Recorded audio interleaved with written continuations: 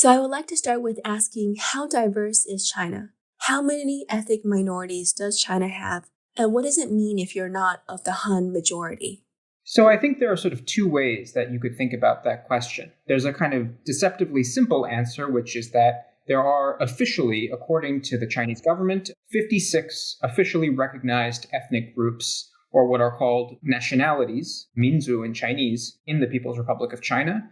It's about 9% of the population. A little bit less is non-Han, so the 55 minority nationalities. And as of the 2020 census, that came out to about 125 million people. So that's sort of the simple, straightforward answer using official categories. But there's a more complicated way of thinking about it too. First of all, it's not as though these different ethnic groups are equivalent, right? So they vary tremendously in terms of size from, nearly 20 million with the Zhuang in southwest China, in Guangxi and Yunnan, South China, and then down to just a few thousand with the Gaoshan and Tatars. So there's a range there. There's also a range in terms of the degree of what you could call assimilation, so how much they speak Mandarin or Putonghua, standard Chinese, or its local dialect, the way in which people have settled. So many minority nationalities are concentrated in one or a few parts of the country, regions, but some are scattered throughout the country. For example, the Hui, which I've specialized in the past, they're distinctive because they're actually found in every province, virtually every major city. So that's another distinction. You could also look at cross-national ties, right? So some minority nationalities have sort of a corresponding group in another country. So there are ethnic Koreans who are recognized as official group in the PRC. And of course, there are Koreans just across the border in North Korea and then South Korea. Likewise for Kazakhs, for Mongols, Inner Mongolia versus the Republic of Mongolia. You could also look at differences in terms of political history. So some of these groups are quite small and maybe did not have a high degree of political and social organization prior to 1949, the establishment of the People's Republic. Some of them have a very long history of sort of independent political organization, and in some cases were even previous rulers of much of what is China. So, for example, the Manchus, who are officially recognized today, were, of course, the group that in the Qing dynasty was ruled by a Manchu household. You could also then think about diversity within the Han. So even if we're looking within the official majority, the Han, right, so who are about 91, 92% of the entire population, it's not as though, 1.2 billion people are in all ways culturally and even what we might think of as ethnically homogeneous. So, of course, people are familiar with linguistic differences, Mandarin versus Cantonese. A lot of that is elided in the category Han. And of course, local dialects. It's a tremendously diverse, or at least a substantially genetically diverse population as well. So there's a lot that's masked when we simply think of the official majority. Finally, there are also groups that were not formally recognized, but may have had an independent political or cultural consciousness when the Chinese government went around and came up with 56 as the number of minority nationalities that existed. So, there are a couple of ways that we can think about internal diversity within China and what that means. Given this diversity, which groups are the largest in population after the Han? You mentioned that the Han comprises of 1.2 billion people, or about 90% of the population. Which groups are the largest after the Han? So in terms of population, after the Han, the largest ethnic group or the most populous minority nationality is the Zhuang. And they're concentrated in southern China. So there's a autonomous region, the Zhuang Guangxi autonomous region. It's basically equivalent to a province, much as there's the Xinjiang Uyghur autonomous region and several others as well. The Zhuang are almost 20 million, and they're largely concentrated in Guangxi, but then also spill over into Yunnan and other nearby provinces. Then there's the Uyghur, who are about 12 million, according to the most recent census data from 2020. They're concentrated, of course, in Xinjiang. The Hui are also around 12 million, just under, and they are, by contrast, spread throughout the country. So there is a Ningxia Hui autonomous region, equivalent administratively to to Xinjiang and Guangxi and Inner Mongolia and Tibet, but it's not as though all Hui or even a majority of Hui are concentrated there. In fact, they're found throughout the country. And at least for the Mongols and Tibetans, that's around 6 or 7 million. And then you have, a long tail end of sort of decreasing down, maybe roughly 1 million plus Kazakhs, and then getting smaller down to, again, Tatars, Gaoshan, and, groups that have only, roughly, under 5,000 even in some cases. Thank you, Aaron. Given all these different minority groups, how do the CCP treat them? When we hear about China's ethnic minorities in the United States, we often think of the Uyghurs or the Tibetans as the two groups that worry the Chinese government the most. Is this a correct assessment? Yeah, I think I'd agree with that. I mean, just to give some context into how they probably see it, there are a couple of factors that make those groups particularly problematic in the eyes of the central government and the Chinese Communist Party. I think of it really as a combination of, on the one hand, a very distinct and from a sort of, at least rather nativistic understanding of Chinese culture, foreign culture, religious traditions. So I'm talking about Tibetan Buddhism on the one hand and Islam and sort of belonging to a Turkic cultural sphere on the other hand with the Uyghurs. That's one element, culture. The other is territorial concentration. So as I was saying before, the Uyghurs are not the only Muslim minority group in China. In contrast, right, to the Hui, though, who are scattered throughout, the Uyghurs are really heavily concentrated in Xinjiang. And so in terms of, again, from the government's point of view, posing a threat, in particularly when it comes to the risk of ethnic separatism, of establishing an independence movement, there's just more risk there from the government's point of view. Which is not to say that other groups that you might, from that perspective, think are less problematic have not had tensions with the government and have not been a source of sort of political instability, at least conflict within the bureaucracy in China. But in general, the fact that the Tibetans and the Uyghurs are both culturally distinct and territorially concentrated, and I would add as a third element, fairly large in terms of just the population size, makes them extra risky from the government's point of view. And does the CCP have special policies for ethnic minorities? So there are absolutely special policies for ethnic minorities, and the fact that there are such special policies is kind of core to the CCP's identity and understanding of itself. We might kind of step back a little bit historically and look at the evolution of what in China, what in the People's Republic of China is called the national question or the ethnic question. And just to flag that this term ethnic or national in Chinese, minzu, is one and the same. So nationality, ethnic, national, nation, there's a lot of semantic overlap there when we're speaking in Chinese. So the national question is something that the CCP has been grappling with since before the founding of the People's Republic of China in 1949. So for example, during the Chinese Civil War, which was between the Chinese Communist Party and the Nationalist Party led by Chiang Kai-shek, one of the issues that the CCP politicized to its advantage in order to win support from a broader popular base was the national question. And in the 1930s and 1940s, during World War II and the Civil War, the CCP accused the ruling nationalist party, the Kuomintang, not recognizing the independent national status of various groups like the Tibetans, in some cases, the Uyghurs. I mean, in some cases, these groups did not have the same names and were not organized in the way that they would be after 1949. But broadly speaking, it was an accusation that the CCP made against the Kuomintang that they didn't recognize the independent national status of China's diverse peoples. And so the fact that the CCP, once they took power, did, in fact,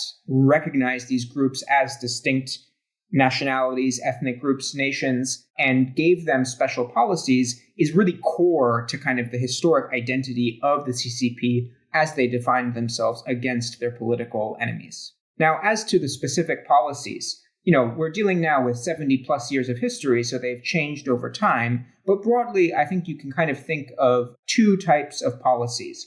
On the one hand, you have sort of positive affirmative action style policies. So, for example, in many cases, minority nationalities are given extra points on the college entrance examination, or may be entitled to other benefits in terms of preferential employment in the public sector and in government. On the other hand, there are also sort of negative policies. So, for much of the implementation of the one-child policy in the 1980s and 90s and 2000s, minority nationalities were not subject to the same one-child restriction that Han Chinese were. So there's both sort of positive and negative aspects. Another key policy that the CCP has extended to minority nationalities, many, although not all of them, is what the CCP refers to as the right of autonomy. In the PRC, since 1949, there's been a system of regional ethnic or regional national autonomy. And in areas where minority nationalities are concentrated, for example, Xinjiang, for example, Guangxi, there are special political configurations which basically guarantee that a certain number of the titular nationalities, so in Xinjiang, the Uyghurs, in Guangxi, the Zhuang, are represented in government and are entitled to a certain, special, there are also privileges in terms of the use of their own languages. So officially in Xinjiang, Uyghur is to be used in certain official contexts. In court, for example, documents put out by the government ought to be translated. And in education, also, you're supposed to have the right to use your own indigenous language. Of course, the actual implementation of these policies has changed over time. But in principle, the fact that the CCP even recognizes different groups as nationalities rather than, say, religious communities or just cultural groups is something that is very core to its identity as it understands itself, vis-a-vis the Kuomintang and, its predecessor and rival. Thank you, Aaron. It's really interesting that you mentioned the CCP has historically sought to extend the right of autonomy to some of the minority groups. And this seems to be in direct contradiction to the CCP's efforts to repress and assimilate many of these same groups into the Han culture. Could you explain this contradiction a bit and what we see in terms of China's actions in Tibet and Xinjiang? Sure. So I think first it's important to understand that in some ways there isn't a contradiction. In some ways there is, but in some ways there isn't. Why do I say there isn't necessarily a contradiction? Because in terms of the theory that CCP, theorists on the national question have articulated for, most of the past century, the ultimate outcome of development, culturally, economically, politically, in the PRC is going to be what in Chinese is called 民族融合, or ethnic fusion, or the fusion of different nationalities into a single entity. This is going to be, people will speak the same language. There will be no differences anymore between different ethnic groups. Now, this, for most of the CCP's history, has been understood as a long-term, almost utopian process or outcome, right? So it will actually happen after the full establishment of communism. This is something that is going to take a very long time to occur. And so it's not as though we can, it's going to happen tomorrow. And in fact, it might be very dangerous and counterproductive to try and accelerate that process because you might provoke a backlash among the very people who you're trying to integrate into the country. So on the one hand, getting rid of differences between ethnic groups and achieving ultimately ethnic fusion is the goal, or is a sort of, from a Marxist kind of teleological point of view, an inevitability, in fact. At the same time, you can't kind of rush the process. And I think it's important to recognize that for a lot of its history, the CCP has seen itself as managing this process of gradual ethnic fusion. So on the one hand, because you need to keep the country together, you can't give people too much autonomy, and you don't want to create sort of too strong of a minority national identity. On the other hand, you don't want to be too repressive or too restrictive because that will provoke a backlash and actually be counterproductive for winning over that minority nationality for sort of the revolutionary agenda and economic and social development, and they may rebel, right? So it's a balancing act. Of course, it's very hard to square that with what we see today in Xinjiang, and I think here what we have is a shift where periodically in the history of the PRC, we have seen sort of moments or kind of phases of intense politicization of ethnic politics, where people start to argue that actually we do have to accelerate this process of ethnic fusion. And this sort of issue can be weaponized by different politicians, different officials against one another. And so, for example, going back to the 1950s, during the anti-rightist campaigns and the Great Leap Forward, this was a period of intense political mobilization and a strong kind of leftward swing in the orientation of Chinese politics, with a push to basically skip stages of economic development and rapidly industrialize the country. Downstream of that was a move to also similarly accelerate the process of ethnic fusion. After a few years, much as the economic policy also sort of shifted back toward the center, ethnic policy followed as well. But you do periodically see these swings toward that. So some of what we see today is kind of built into the political system of the PRC. Of course, part of what we see is also a response to more recent history. And here I think it's important to highlight a few developments in the past few decades that may have, in the eyes of Xi Jinping and really many people in the central government, made the fact of ethnic diversity even more of a problem than it was initially understood to be. One of these is the breakup of the Soviet Union, right, which, at least to a large extent, was accelerated and facilitated by ethno-national mobilization among the Soviet Union's minority nationalities. And more recently, the global war on terror, led by the United States, but something that China has very much used to its advantage in terms of justifying its own treatment of Uyghurs. There's a real fear, I think, of terrorism and association of terrorism with, extremist Islam. And so, these factors together make ethnic difference, and particularly Muslim ethnic difference, even more prominent of a problem in China today. Thank you, Aaron. You mentioned the war on terrorism and China's association of the Muslim population with terrorism. How worried is China of Islam? And has this translated into increased surveillance and harsher treatment of Muslim minorities throughout China? We're all aware of reporting on Chinese internment, mass re-education, and forced labor of Uyghurs, as well as other policies towards them. But how much has this policy been extended to other Muslim minorities in China, such as the Hui that you've talked about? So it's true that the Uyghurs, and really we should say minorities who reside within Xinjiang, so that also includes in some cases Kazakhs and Uzbeks and members of other groups, and as well as the Hui. But outside of Xinjiang, on the one hand, the sort of ethnic and religious policies have been less draconian, and you don't have mass internment and other measures that have been reported.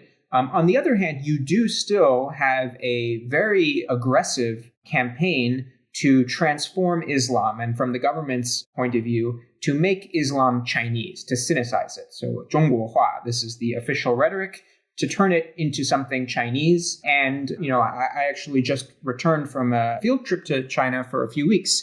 And I was struck by, even in central China, not just in large cities, but even in rural villages, the extent to which the state's campaign is really apparent and total. So, for example, there's been a push, and this has been reported in the Financial Times and other places, to transform the architecture of mosques, to Sinicize them, to make them Chinese. And this means getting rid of domes and in some cases minarets, or at least covering them up and replacing them with your sort of, almost a Disneyland cartoonish version of a kind of pagoda style design that looks in a sort of, almost cartoonish way, Chinese, recognizably so. And what I saw on my trip was that it's really not just about transforming mosques, but even Muslim restaurants and family homes, which traditionally have had signboards in front facing the street that, for example, indicate if the restaurant is halal.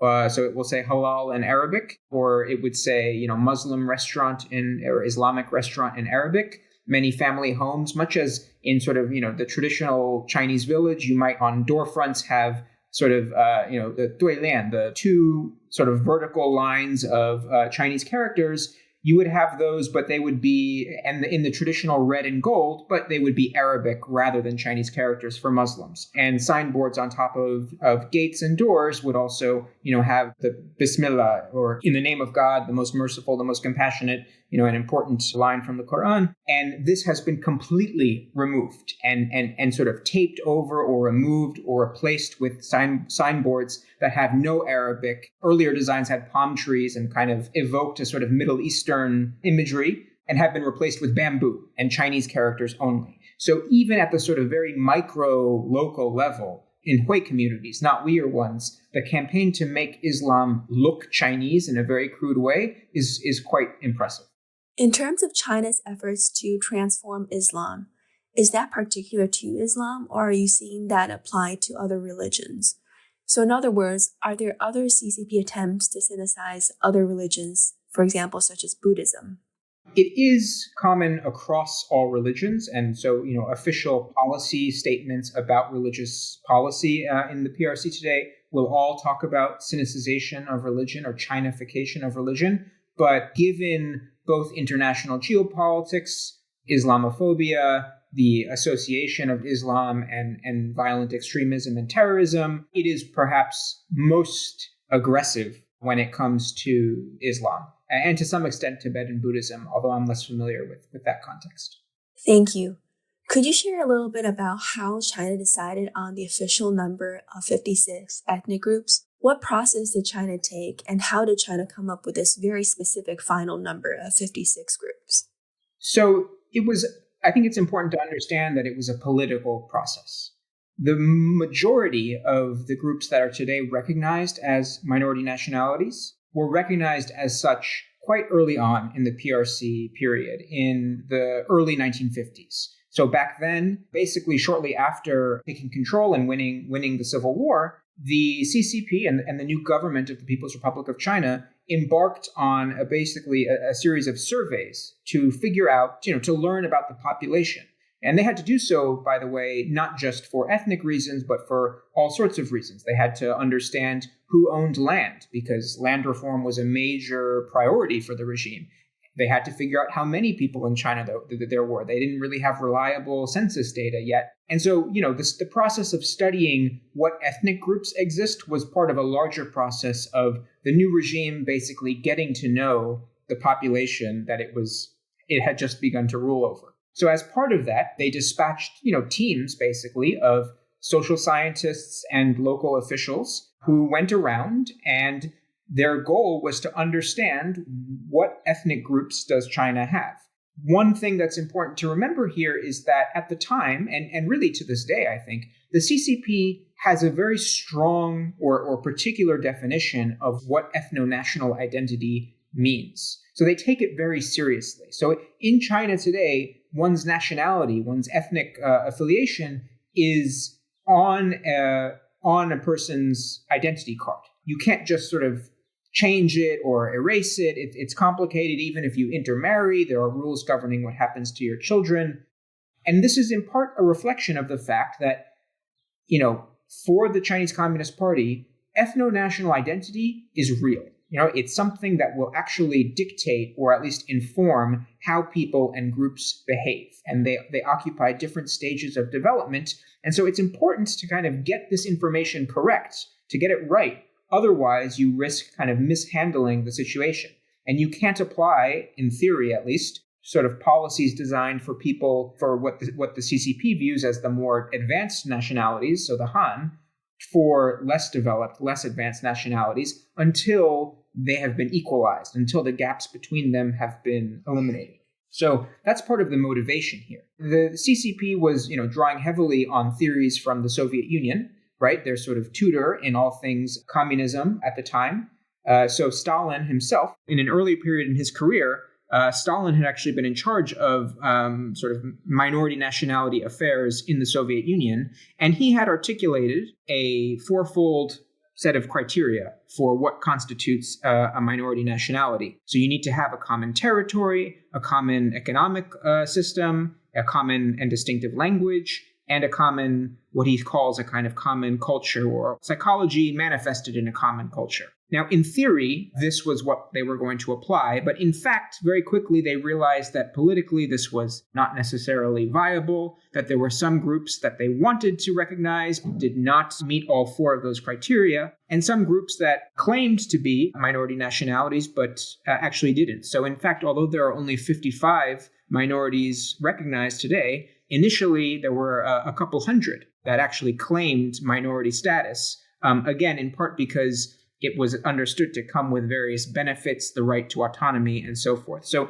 in the kind of very messy period of the early PRC era in the 1950s, there's a lot of sort of fluctuation and inconsistencies that then gradually get flattened out and resolved. So the majority of them are counted by the early 1950s. You then have a few others that bring us from 53 or so to 56 in the later 60s, and I think the most recent one was the Jinhua in the late 1970s. But mostly this was done quite early on, and now officially, actually, there can be no more. Thank you. We've already talked a bit about how China's minority policies have evolved over time, but maybe I could ask you, have you seen any major changes under Xi Jinping in particular? And if so, how do they differ from his predecessors or prior Chinese administrations?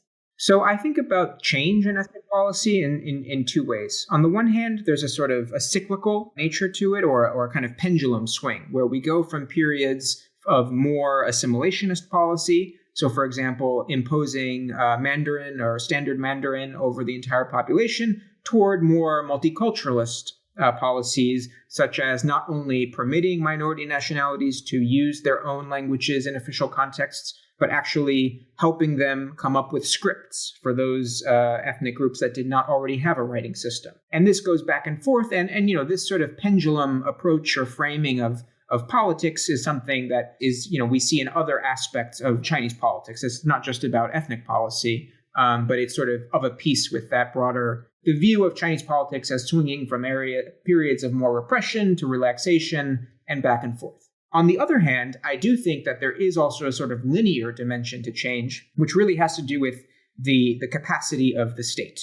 And this is something where we really have seen a change under Xi Jinping. So, the current policies really emphasize promoting a common as opposed to sort of separate, distinct minority identities. Under Xi Jinping, there is now officially a main line. This is an important term in sort of how the Chinese bureaucracy signals priorities and policy orientations. But there's now a main line of ethnic work in China, which is to forge consciousness of the community of the Chinese nation. And what that means is that you're no longer supposed to be forging consciousness of people's individual, particular ethnic identities, but it's the common Zhonghua Minzu, the Chinese nation, which includes all 56 groups, and really in many ways feels a lot just like the Han majority group and not support minority identities. In addition to this piece, which is promoting a unified national identity, we also have increasing assimilationist rhetoric in speeches. Xi Jinping himself has really articulated this and codified it as policy of promoting what he calls, this was taken from an earlier period and has been revived and intensified and made more prominent in policy, the three, you could call the three inters, the sanjiao, which are jiaowang, jiaoliu, jiaorong, or promoting more contact, exchange, and blending, jiaorong, of different minority nationalities. And this, to me, on the one hand, harkens back to earlier periods where we've seen calls to accelerate ethnic fusion. So in that sense, it's not necessarily new, it's just been brought back. What is new, though, I think, is the capacity of the state, of the bureaucracy that is implementing these policies. Because what we have today is a much larger and better staffed set of offices, the nationality or ethnic affairs commissions, which are now found throughout the country, which can really carry out sort of ethnic policy and at a much more sort of local micro level control what people do and attempt to basically manage identity and get rid of their minority nationality identity. So it's in some ways what we see today is new in terms of the intensity and capacity of the state, but not necessarily the goal. Aaron, you mentioned earlier these ethnic offices are stationed across different regions. What roles do these offices perform, and how do they work in tandem with other Chinese government actors, such as the Ministry of Public Security? So what I'm talking about with these offices is now they're technically called Nationality and Religious Affairs Commissions or offices. And they go down to the county level typically, and then up through the municipality, the province, and then there's a central one, the State Ethnic Affairs Commission, which is now under the United Front Work Department. So these are technically separate from the sort of security apparatus, and they are not the ones who are responsible for example, implementing the mass internment and forced labor that we see, with Uyghurs in Xinjiang. What the Nationality Affairs Commissions and the Ethnic and Religious Affairs Commissions are responsible for is really coordinating between different agencies in the government and evaluating the implementation of centrally given directives about ethnic policy. The reason why it's important from the central government's point of view to have these local offices that are implementing and monitoring the implementation of ethnic policy is that in many cases, there's actually local resistance to ethnic policy from other parts of the government. So I'm not even talking about, for example, Uyghur resistance to policies targeting Uyghurs. What I mean is that from the local government's point of view, implementing affirmative action is arguably a costly process, right? It means you need to pay attention. You need to have people in charge of making sure that you're meeting a certain quota or recruiting a certain number of minorities. You need to, if there's a perception that recruiting the minority nationalities, these are not the best candidates, but you still need to hire them. This is something that, given the constraints on local government financially and politically, there's going to be resistance against. And so having a special kind of functional bureaucracy that's dedicated to making sure that these rules actually get followed is necessary given the kind of internal competition in China's political system. It also means that you can kind of refine at a much more micro local level how policies are implemented. So that, the closer you are to the ground, so to speak, the more you can take into account local conditions. And if there's perhaps local resistance to one policy, you can tweak it in one area, but not another. For example, you are having trouble making sure that local minorities are getting employment. You can task that local ethnic affairs bureau to handle that issue. So it's about kind of the PRC as a bureaucracy allocating resources to making sure that central policies actually get implemented. And that's something that we've seen a real expansion of, I think, over the past few decades. Just to reiterate that from the CCP's point of view, affirmative action, and I think this is an interesting maybe point of tension or something that's difficult to maybe, it's not intuitive from an American sort of liberal democratic perspective. We tend to associate affirmative action with sorts of, a more liberal cause that is maybe sort of, motivated by a sense of social justice, or a social movement pressures the state to implement certain policies, reparations, affirmative action, and so forth.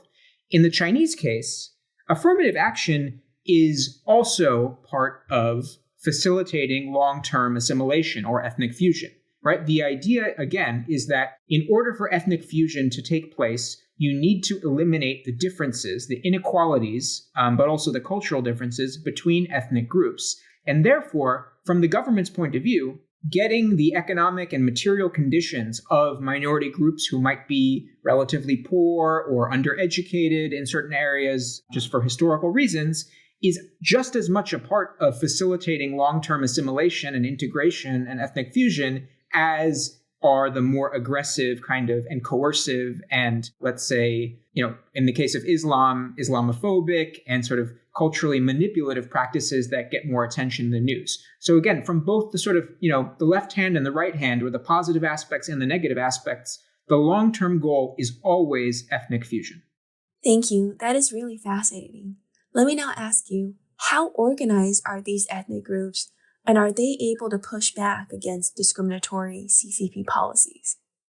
So in general, I don't think that there is a large degree of ethnic organization, and that's largely a function of China's authoritarian political system. And so much as we don't really have we don't have a real political opposition leaving aside the ethnic issue. We don't have organized ethnic groups anymore either. And that's kind of one way in which I think the CCP has been quite effective over its, since the founding of the PRC. It's been able to effectively monopolize power. And that means that you do have, sort of nominally independent political parties, the so-called democratic parties, but they don't really constitute an actual opposition. And there isn't really a window or a forum for ethnic groups to mobilize in that way either. At least in terms of the political system, leaving aside sort of violent resistance, occasional terrorism, separatist movements. So you don't have that as part of the political system. There are cases, or I should say, platforms for very choreographed representation of minority nationalities in political contexts, right? So there are always delegates from different minority nationalities at all sorts of political functions. In terms of visual propaganda, it's still quite common to see representations of all of China's 56 ethnic groups, including the Han, standing behind Mao Zedong or other leaders. There's still the Palace of Nationalities Cultures in Beijing, which is sort of a museum dedicated to representing and portraying China's diversity and increasingly, I would say, homogenization. So there are ways in which they're represented, but it's not political representation in the sense of interest groups coalescing and taking political action. As in always, I think the CCP has been quite effective in neutralizing that threat so far. It is discouraging, but not surprising to hear that these ethnic groups don't have much political mobilization or representation within China. But we do know there has been international attention on China's treatment of them. To what extent, from your perspective, has China's treatment of its minorities impacted China's foreign policy or tarnish China's international image? So I think, the short answer here is that it hasn't really impacted China's foreign policy. It's not an issue. I think that the way in which it is an issue so far has been in terms of tarnishing China's, image, which already was not very good in many parts of the world. And now, the UN Human Rights Commission had a report that found evidence of crimes against humanity in Xinjiang, although it stopped short of charging genocide. The United States and a few other allies have accused China of committing genocide against the Uyghurs. In any case, those have contributed to what is already China's, I think, very unfavorable reputation in a lot of the world. But broadly speaking, it hasn't really impacted things. I think that the countries that are in a sort of competitive or antagonistic relationship with China already were. Most notably, maybe, many Muslim majority countries that one might expect to have a higher degree of sympathy for the Uyghur cause. Largely, I think, because these countries many of them at least, are not democracies and have authoritarian governments. These are especially easy to basically co-opt and buy off, and China has a very effective and appealing economic policy, Belt and Road Initiative, other bilateral trade frameworks, such that, China basically hasn't paid a price that it wouldn't have already paid, more or less, I think. I think there is maybe room for more pressure to be applied. So, I mentioned before that UN Human Rights Council's report that found evidence of human rights violations and crimes against humanity in Xinjiang, that was in the fall of 2022. It was brought to a vote as to whether even have a debate about the findings in the council. So this is not even taking action or a resolution, but even, this was a vote about a debate, which failed. And several, countries that perhaps the United States and its allies could have done more to pressure abstained. So Argentina, Brazil, India, Mexico, Ukraine, all to my knowledge abstained from voting in favor of debating that. And so, I think in many ways, although I'm skeptical as to what the international community can do on this front, I also think that we haven't really run the experiment regarding what a concerted diplomatic effort would achieve. So I'm not optimistic. I think that China is a very, it's an increasingly strong state and, has a lot of market power that allows it to bully and just sort of push its agenda. And, It's unlikely that diplomacy will work, especially now given, the U.S. is hardly in a position, given the war in Gaza and its continued support for Israel and the way that the international community, or at least much of the international community, views that, including with allegations of genocide. The U.S. will have a hard time credibly claiming to be standing up for human rights. But that's not to say that a more concerted effort couldn't achieve anything. We haven't run the experiment yet. Given that we have not run this experiment of a greater diplomatic push to pressure China on improving the situation or treatment of its ethnic minorities, have you seen that the existing international spotlight has changed China's treatment of its minorities in any way? So I think that it's quite hard to know, given the just controls over information. We did see, for example, when the mass internment and the camps were initially reported in Western media.